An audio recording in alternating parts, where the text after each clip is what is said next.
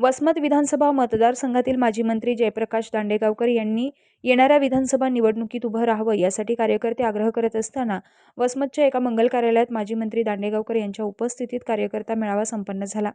दरम्यान येथे आलेल्या एका तरुण कार्यकर्त्यानं एका वस्तादाची आणि पैलवानाची गोष्ट सांगितली। दांडेगावकर म्हणजे वस्ताद आहेत असं म्हणत त्यांनी ही गोष्ट कशी आहे आणि कोणाबद्दल सांगितली ते पहा। साहेब आज सगळे जण तुम्हाला उभं राहा म्हणतात, पण साहेब तुम्ही सतत कार्यकर्त्यांना सांगता मी सांगतो मी पाहतो, पण साहेब येणाऱ्या काळात आताही भगवानराव कावळे म्हणले की साहेब जर तुम्ही उभं राहिले नाही तर याच्यातल्या 25% कार्यकर्त्यांना हार्ट अटॅक येईल। ही गोष्ट काही आहे साहेब, आज मतदारसंघातून बघा, आज साहेब हा मतदारसंघातील हा एवढा माणूस एवढी पब्लिक ही तुमच्यासाठी आली। आज एवढी सभा खरं तर कुठंच झाली नाही, ही सभा काही आता नाही, कार्यकर्ते तुमच्यासाठी आले, ही कार्यकर्ते तुमच्या भावनेसाठी आले, हे कार्यकर्ते तुम्हाला उभे बाप तिकडे शेतात लागतोय, माय तिकडे शेतात निघाली आणि मी कार्यकर्ता म्हणून तुम्हाला उभं करायला या म्हणजे साहेब मी शेतकऱ्याचा पोरगा आहे, ही तिसरी पिढी बाई तुमच्या सोबत आहे, तुमच्या खांद्याला खांदा लावून काम करण्याचं काम आम्ही करतो। एक गोष्ट तुम्हाला सांगतो पैलवानाची नियमाची, दोन शब्द संपवतो। एका गावात एक पोरगा असतंय, पोरगा जरा आगाव असतंय, सगळं गाव त्या पोराला कटाळते, कोणासंग भांडण कर कोणासंग काही कर, पण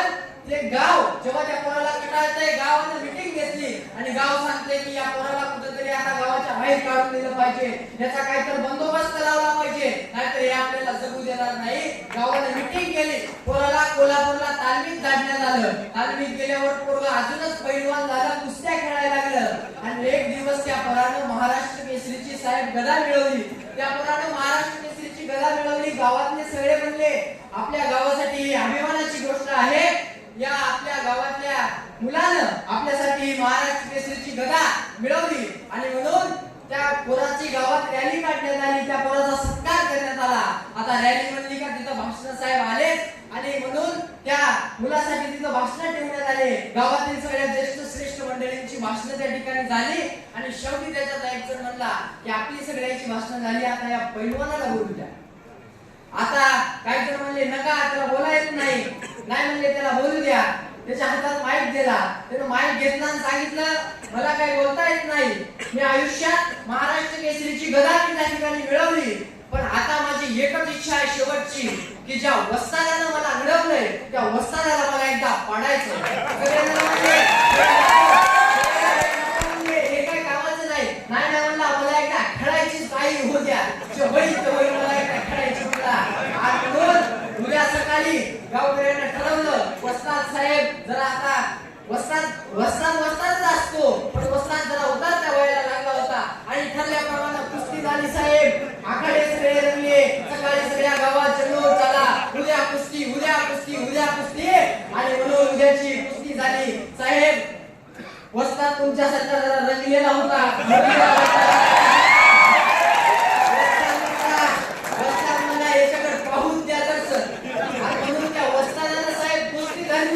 वस्तादानं कुस्ती धरली, जराशी कुस्ती खेळू दिली, कुस्ती रंगली, त्या वस्तादाने एक डाव टाकला आणि त्या डावात त्या कुस्त्याला मातीमोल करण्याचं काम त्या वस्तादाने केलं। शेवटी कुस्ती जिंकल्या तो पैलवान साहेब म्हणाला अहो तुम्ही तुमच्यासारखा वस्ताद मी कुठंच पाहिला नाही, तुम्ही असं का केलं, तुम्ही मला सगळे डाव शिकवले पण तुम्ही मला हा डाव का शिकवला नाही।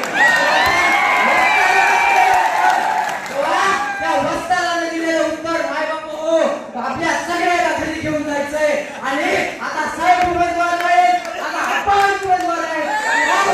आपल्याला काम करायचंय।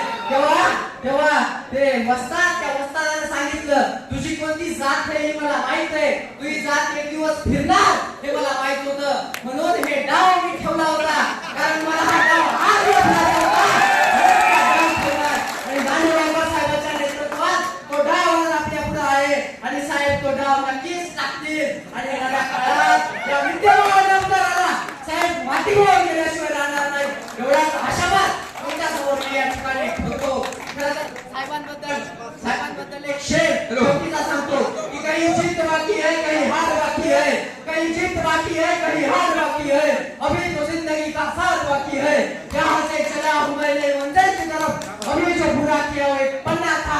अभी विधानसभा में पूरी किताब बाकी है।